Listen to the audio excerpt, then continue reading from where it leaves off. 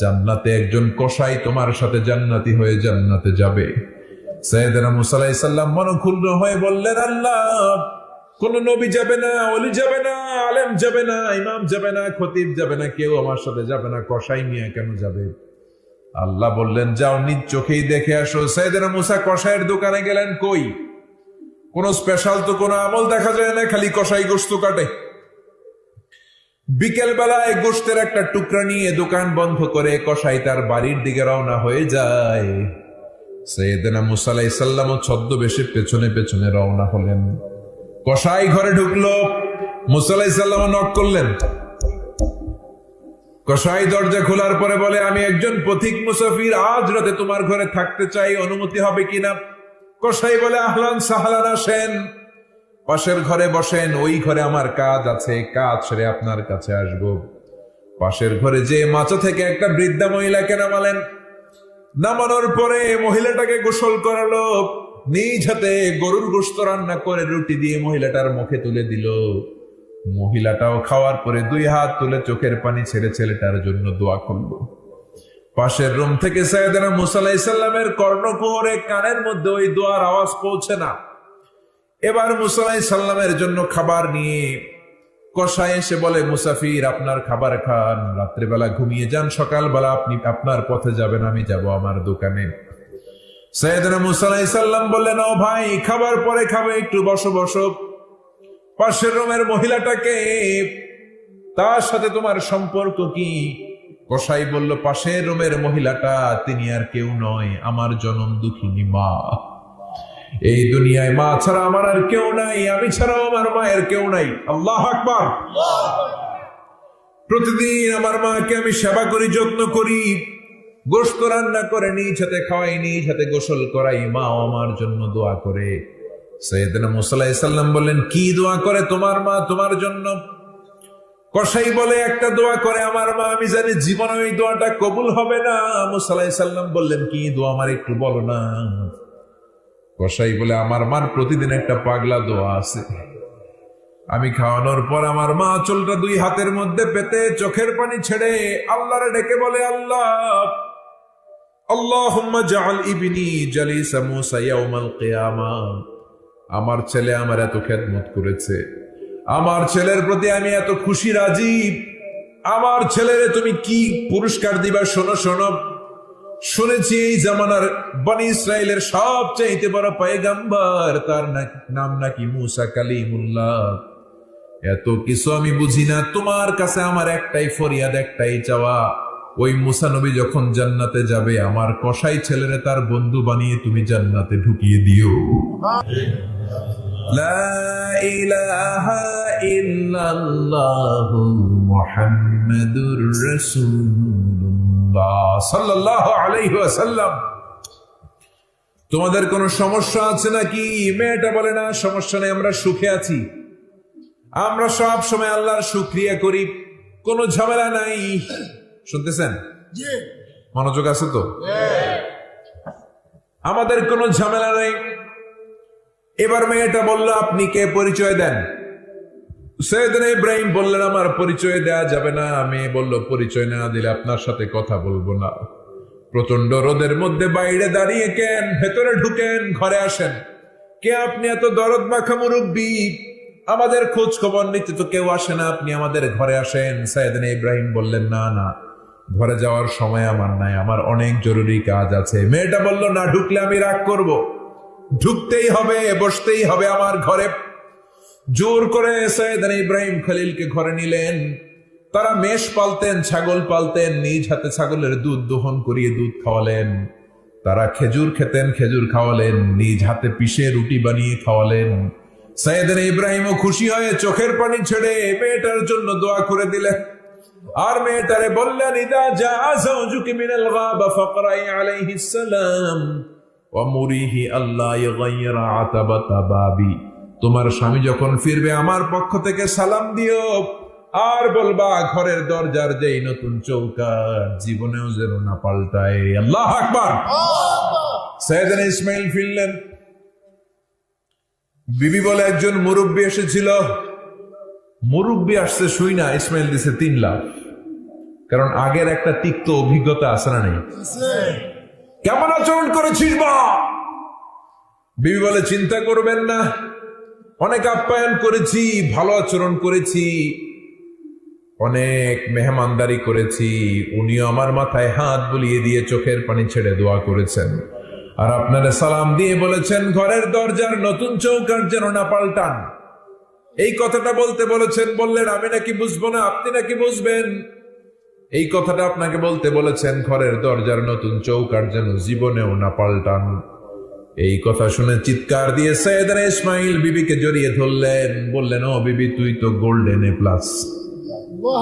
সুবহানাল্লাহ বলবেন না? Golden A plus. যে লোকটা এসেছিল তিনি আমার পিতা, মুসলিম জাতির পিতা ইব্রাহিম খলিল। আর যেই কথা বলে গিয়েছে এই কথাটার মানে হলো এই যে তোর হাতটা আমি এই দুনিয়ায় ধরেছি, জান্নাতে ঢোকার আগ পর্যন্ত তোর হাত যেন আমি না ছেড়ে দেই, তোরে নিয়েই যেন আমি জান্নাতে ঢুকে যাই। কোন সুবহানাল্লাহ। এজন্য মা বাবার দোয়ার দরকার আছে না নাই? সাইয়েদনা মুসা আলাইহিস সালাম আল্লাহরে বললেন ইয়া রাব মাইয়াকুনু জালিসি ফিল জান্নাত, কে জান্নাতে আমার বন্ধু হবে বলেন। রব্বুল আলামিন বললেন জালিসুকা ফিল জান্নাতি জাজ্জার, ও মুসা জান্নাতে একজন কসাই তোমার সাথে জান্নাতি হয়ে জান্নাতে যাবে। সাইয়েদনা মুসা আলাইহিস সালাম মনক্ষুণ্ণ হয়ে বললেন আল্লাহ কোন নবী যাবে না, ওলি যাবে না, আলেম যাবে না, ইমাম যাবে না, খতিব যাবে না, কেউ আমার সাথে যাবে না, কসাই মিয়া কেন যাবে? আল্লাহ বললেন যাও নিজ চোখেই দেখে আসো। সাইয়েদনা মুসা কসাইয়ের দোকানে গেলেন, কই কোন স্পেশাল তো কোনো আমল দেখা যায় না, খালি কসাই গোশত কাটে। বিকেল বেলায় গোশতের একটা টুকরা নিয়ে দোকান বন্ধ করে কসাই তার বাড়ির দিকে রওনা হয়ে যায়। সাইয়েদনা মুসা আলাইহিস সালাম ছদ্মবেশে পেছনে পেছনে রওনা হলেন। কসাই ঘরে ঢুকলো, মুসা আলাইহিস সালাম নক করলেন। কসাই দরজা খোলার পরে বলে আমি একজন পথিক মুসাফির, আজ রাতে তোমার ঘরে থাকতে চাই, অনুমতি হবে কিনা? কসাই বলে আহলান সাহলান, আসেন, পাশের ঘরে বসেন, ওই ঘরে আমার কাজ আছে, কাজ সেরে আপনার কাছে আসব। পাশের ঘরে যে মাচা থেকে একটা বৃদ্ধা মহিলাকে নামালেন। নামানোর পরে মহিলাটাকে গোসল করালো, নিজ হাতে গরুর গোশত রান্না করে রুটি দিয়ে মহিলাটার মুখে তুলে দিল। মহিলাটাও খাওয়ার পরে দুই হাত তুলে চোখের পানি ছেড়ে ছেলেটার জন্য দোয়া করলো।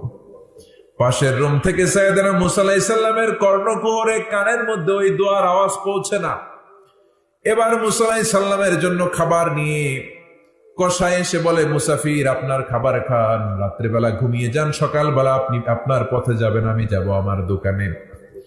সাইয়েদনা মুসা আলাইহিস সালাম বললেন ও ভাই খাবার পরে খাবে, একটু বসো বসো। পাশের রুমের মহিলাটাকে, তার সাথে তোমার সম্পর্ক কি? কসাই বলল পাশের রুমের মহিলাটা তিনি আর কেউ নয়, আমার জনম দুঃখিনী মা। এই দুনিয়ায় মা ছাড়া আমার আর কেউ নাই, আমি ছাড়াও আমার মায়ের কেউ নাই। আল্লাহু আকবার। প্রতিদিন আমার মাকে আমি সেবা করি, যত্ন করি, গোশত রান্না করে নিজ হাতে খাওয়াই, নিজ হাতে গোসল করাই, মা আমার জন্য দোয়া করে। সাইয়েদনা মুসা আলাইহিস সালাম বললেন কি দোয়া করে তোমার মা তোমার জন্য? কসাই বলে একটা দোয়া করে আমার মা, আমি জানি জীবনে ওই দোয়াটা কবুল হবে না। মুসা আলাইহিস সালাম বললেন কি দোয়া আমার একটু বলো না। কসাই বলে আমার মার প্রতিদিন একটা পাগলা দোয়া আছে, আমি খাওয়ানোর পর আমার মা চুলটা দুই হাতের মধ্যে পেতে চোখের পানি ছেড়ে আল্লাহরে ডেকে বলে আল্লাহ আল্লাহুম্মা জাআল ইবনি জালিসা মুসা ইয়াউমাল কিয়ামা। আমার ছেলে আমার এত খেদমত করেছে, আমার ছেলের প্রতি আমি এত খুশি রাজি, আমার ছেলেরে তুমি কি পুরস্কার দিবা শোনো শোনো। শুনেছি এই জামানার বনি ইসরায়েলের সবচাইতে বড় পয়গম্বর, তার নাম নাকি মুসা কালিমুল্লাহ। এত কিছু আমি বুঝি না, তোমার কাছে আমার একটাই ফরিয়াদ, একটাই চাওয়া, ওই মুসা নবী যখন জান্নাতে যাবে আমার কসাই ছেলেরে তার বন্ধু বানিয়ে তুমি জান্নাতে ঢুকিয়ে দিও। মুসা আলাইহিস সালাম বললেন ঘটনা তো এই জায়গায়, এটা তো মায়ের দোয়ার কারণে, চিৎকার করে বলেন ঠিক কিনা? এজন্য খবরদার, মায়ের মনে যাতে কোনদিন কষ্ট না হয়ে যায়, মায়ের মনে কখনো যেন ব্যথা না লেগে যায়, মায়ের অন্তরে যেন কখনো দুঃখ না লেগে যায়। বিশ্বনবীর ঘটনা আরো বড় ডেঞ্জারাস। বিশ্বনবী বাবারে পান নাই, মায়ের পেটে থাকতে বাবারে হারালেন, 6 বছর বয়সে মাকে হারালেন। কি নাম বিশ্বনবীর মায়ের? জানেন না আপনারা? বলেন কি নাম? তোরা দেখে যা আমিনা মায়ের কোলে, তোরা দেখে যা আমিনা মায়ের কোলে, মধু পূর্ণিমারি সেথা চাঁদ দোলে, যেন উষার কোলে রাঙা রবি দোলে, তোরা দেখে যা আমিনা মায়ের কোলে। কুল মখলুকে আজি ধ্বনি ওঠে কে এলোই, কালেমা শাহাদাতের বাণী ঠোঁটে কে এলোই, পরে দুরুদ ফেরেশতা বেহেশতের দুয়ারে খোলে, তোরা দেখে যা আমিনা মায়ের কোলে। পরেন আল্লাহু আকবার। হুদাইবিয়ার সন্ধির সময় বিশ্বনবী 1400 জন সাহাবাকে নিয়ে উমরা করার উদ্দেশ্যে রওনা হলেন। পথিমধ্যে মক্কায় একটা জায়গা ছিল, জায়গাটার নাম হলো আবওয়া। কি নাম? আবওয়াতে বিশ্বনবীর মায়ের কবর। শুনতেছেন? মনোযোগ আছে তো? আরো কয়েক মিনিট বললে শুনবেন তো? আবওয়া নামক জায়গায় বিশ্বনবীর মায়ের কবর। বিশ্বনবী আল্লাহর কাছে অনুমতি চাইলেন জিয়ারতের। আল্লাহ বললেন জিয়ারত করো। বিশ্বনবী 1400 সাহাবীকে নিয়ে মায়ের কবরের সামনে দাঁড়িয়ে সাহাবীদের বললেন, ও সাহাবারা, হাদিহি মাকবারাতু উম্মি ফিল আবওয়া, এই আবওয়া জায়গায় আমার মায়ের কবর, আমি জিয়ারত করব, আসো আসো তোমরাও দাঁড়াও, কিন্তু কেউ কিন্তু কান্নাকাটি করবা না। 1400 সাহাবাকে কান্নাকাটি করতে নিষেধ করে বিশ্বনবীর মায়ের কবরের সামনে দাঁড়িয়ে নিজেই বাচ্চার মতো হাউমাউ করে কান্না শুরু করে দিলেন। বিশ্বনবীর কান্না দেখে 1400 সাহাবা হাউমাউ করে কান্না শুরু করে দিল। বিশ্বনবী ধমক দিয়ে বললেন, সাহাবারা রে, আমি না নিষেধ করলাম, কান্নাকাটি করা যাবে না, তোমরা কাঁদো কেন? সাহাবারা বলল, ইয়া রাসূলুল্লাহ, ইয়া হাবিবাল্লাহ, আপনাকে আমরা আমাদের জীবনের চাইতে, কলিজার চাইতে বেশি ভালোবাসি। আপনার চোখ দিয়ে যখন অশ্রু ঝরতে থাকে, আমরা আমাদের চোখ দুটো আর শুকনা রাখতে পারি না। আপনার কান্না দেখে আমরাও আবেগ আপ্লুত হয়ে আমরাও কান্না শুরু করে দিয়েছি। বিশ্বনবী বললেন, আদরাকাতনি রাহমাতুহা ফাবাকাইতু, আমার মা যে আমারে ছোটবেলা আদর করেছেন, আমার মা আমারে জাইতুনের তেল মালিশ করে দিতেন, আমার মা আমেনা আমার গলায় চুমু খেতেন, গালে চুমু খেতেন, কোলে নিতেন, আদর করতেন, জামা পড়াতেন, ওই স্মৃতিগুলো আমার মনে পড়েছে রে সাহাবা, তাই আমি কাঁদি, তোমরা কাঁদো কেন? আল্লাহু আকবার বলেন। বুখারীর বর্ণনা, বিশ্বনবী জিআররানা নামক জায়গায় কুরবানির গোশত বিতরণ করছেন, হাজার হাজার মানুষ।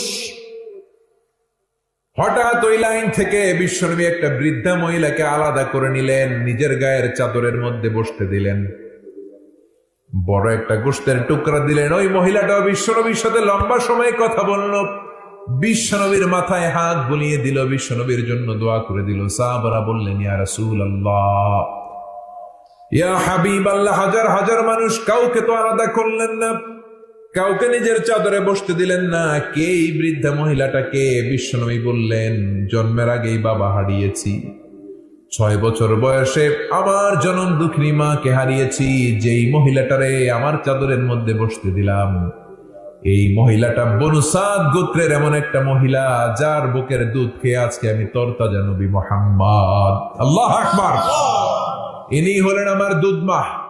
এই জন্য যত নবী পাবেন, যত অলি পাবেন, যত সফল ব্যক্তি পাবেন, সবাই মায়ের দোয়া পেয়ে সফল হয়েছে। কোন ঠিক কিনা?